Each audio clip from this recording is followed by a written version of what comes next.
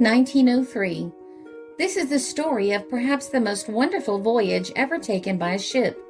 Although it lasted over 2 months, at no time did the vessel float in fresh or salt water, and seldom did she move her own length in a day, for this remarkable cruise was made entirely on land.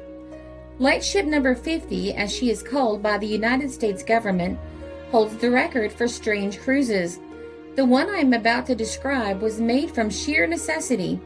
Number 50 is not an amphibious craft intended to travel on sea or shore, where she was designed to warn mariners of the dangerous bar which stretches partly across the mouth of the great Columbia River in the state of Washington. This is one of the spots on the Pacific coast which is most dreaded by seamen, owing to the frequency of the storms and their awful violence. The bar itself is composed of sand, and at low tide only very small craft can pass over it. The ship channel is crooked and narrow, and the government found it impossible to construct a lighthouse on shore which would properly mark its course, so number 50 was built specially for this station. She is a stout, staunch craft, with a hull of heavy steel, else she could never have made the curious journey referred to.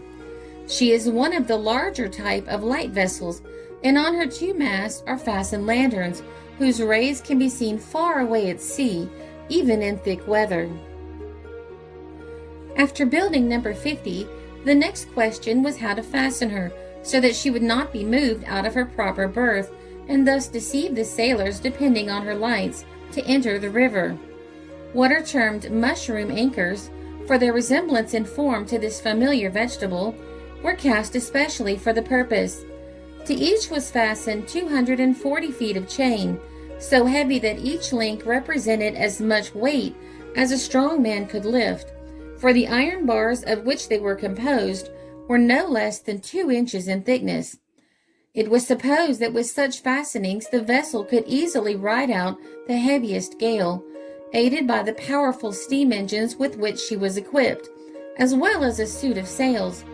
But one night the elements combined against number 50, a gale setting in which blew at a rate of 74 miles an hour, according to the instruments of the weather observers stationed on the coast. It piled up the waters of the Pacific in waves which reached far above the deck of the vessel and forced the crew to seek shelter in the cabins.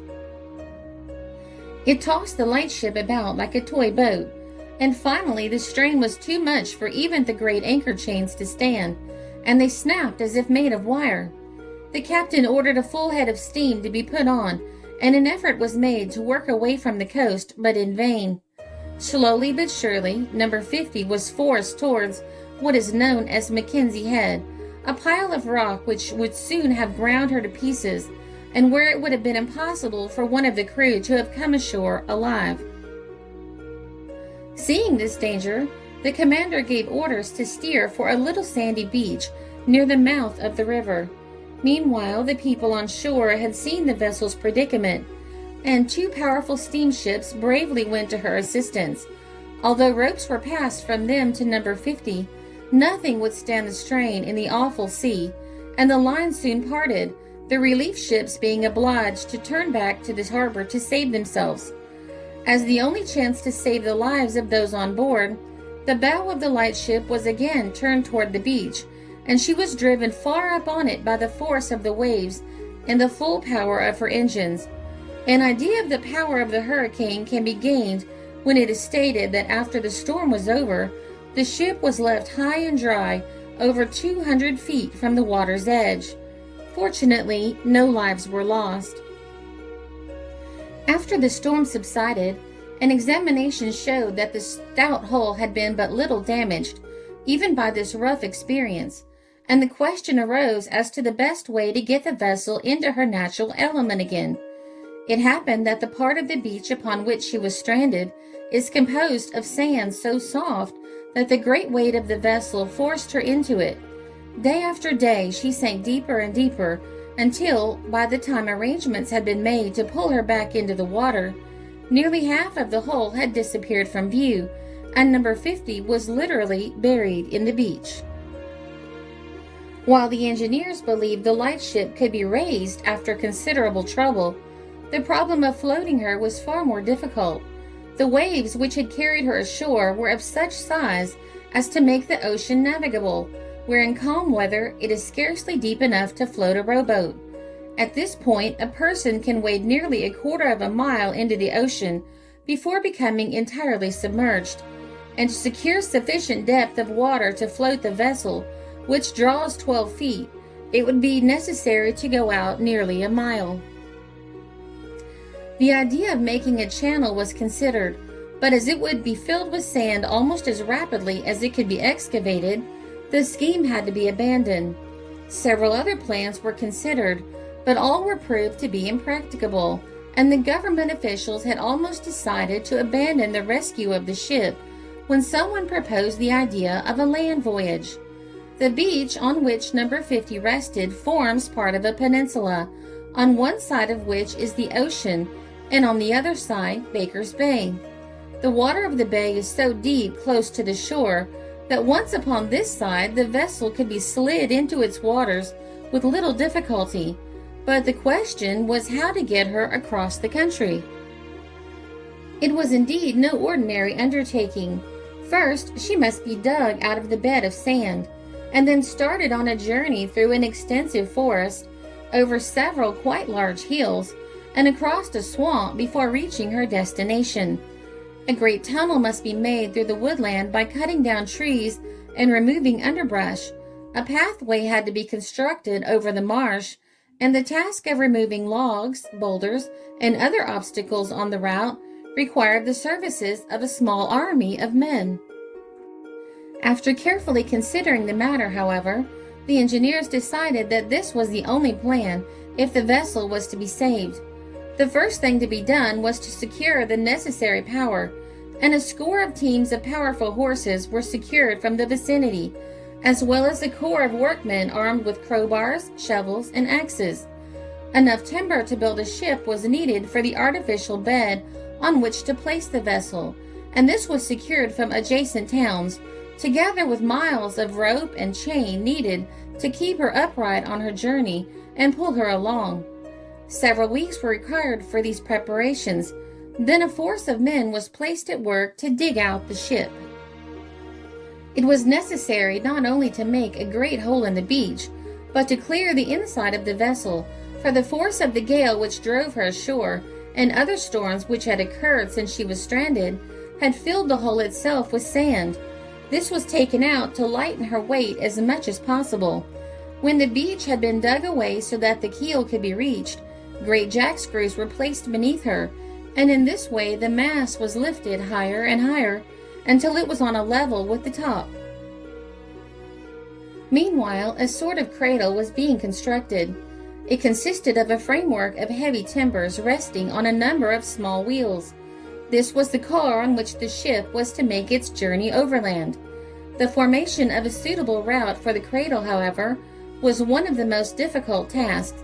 Some portions of the surface were so firm and level that the wheels could be moved without sinking in, but for a considerable distance, what might be called a giant's pathway had to be constructed of timbers with planks over the top in order to afford a surface sufficiently smooth and hard, while the tops of the hillocks had to be cut away in order that the ship could climb these ascents. When number 50 had been raised, she was moved upon her special car in this way. Huge windlasses, each fastened to a post driven deep into the ground, were distributed round about the vessel. From each extended a cable which was connected to some part of the ship. Each windlass was revolved by 2 or 4 powerful horses. When the lines had been made fast, at the command of the superintendent, the drivers of the horses started them, and inch by inch the vessel was slewed round onto her new resting place. Now she was ready for her novel voyage. The windlasses were moved to the pathway in front of the ship, and the lines and also a big chain were attached. This chain was so heavy that to keep it from dragging on the ground, it was supported high in the air on a wooden framework and passed over pulleys in order to prevent friction. To the chain were attached a dozen of the most powerful horses, and these formed the principal motive power. At first, the progress made was very slow, sometimes less than 50 feet being covered in a day, for the utmost care had to be observed to prevent the vessel from toppling over or being hauled off the cradle. There were places where the roadway sank into the ground under the great weight and had to be propped more securely before the craft could pass over it. The ascent of some of the hillocks formed one of the most difficult portions of the work, and the roadway through the woods was so narrow in places that the trees on either side almost touched the hull, so that it was necessary for those in charge to steer a very straight course. But nothing daunted by the obstacles, the navigators on this singular voyage kept to their task. A month passed, and they had the satisfaction of knowing that they had gone halfway across the peninsula. The progress was celebrated by dressing the vessel with the flags of all nations in honor of the event, and a banquet was held on board. Again, a start was made, and at last the welcome sight of Baker's Bay greeted them. Arriving at the beach which formed their destination, a launching way was constructed of planking which extended into the water far enough to float the ship. The top of the way was thoroughly greased, and with the aid of several powerful tugboats, number 50 was pulled from her cradle and slid into her natural element amid the cheering of thousands of people who had gathered to witness the end of the voyage and the whistles of the steamers.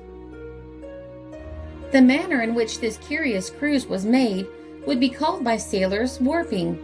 The windlasses were used to aid the horses in pulling on the lines, the arms of the windlasses acting as levers. As they returned, they wound up the cables and pulled the ship forward to this extent.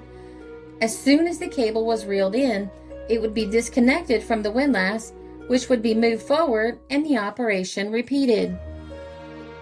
The voyage, considering its length, is probably the costliest on record, for in all it cost the United States government about $35,000, almost as much as the outlay for feeding the thousands of people on a transatlantic liner and paying her other expenses during a trip from America to Europe and back.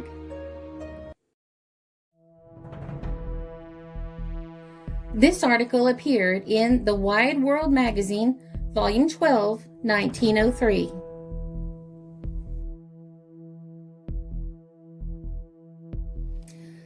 This is a Country Road production because history is fascinating.